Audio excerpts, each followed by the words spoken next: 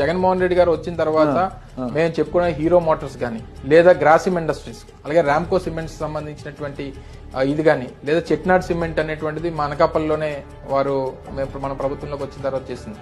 Yokohama tyres అంటే మీరు వినుంటారు. వాళ్ళు 24 నెలల్లో ప్రొడక్షన్ లోకి వస్తాం అనుకున్నటువంటిది 15 నెలల్లో ప్రొడక్షన్ లోకి వచ్చింది.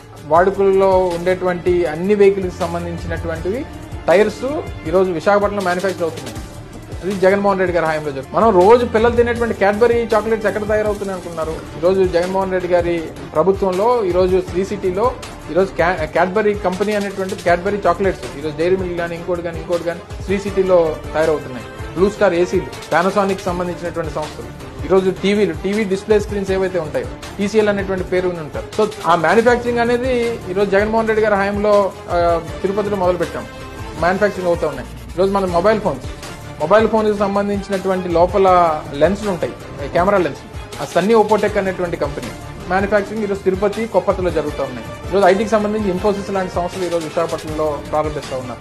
రాన్స్టాడ్ అనేటువంటి ఒక ఐటీ కన్సల్టెంట్ కంపెనీ, ప్రపంచంలోనే అతిపెద్ద ఐటీ కన్సల్టెంట్ కంపెనీ, అది మన హయాంలో నేను ఐటీ మంత్రిగా అయిన తర్వాత రాన్స్టాడ్ కానీ ఇన్ఫోసిస్ కానీ లేకపోతే టెక్బుల్స్ అనేటువంటి సంస్థ ఒంగోలు లాంటి ప్రాంతాల్లో కానీ ఈరోజు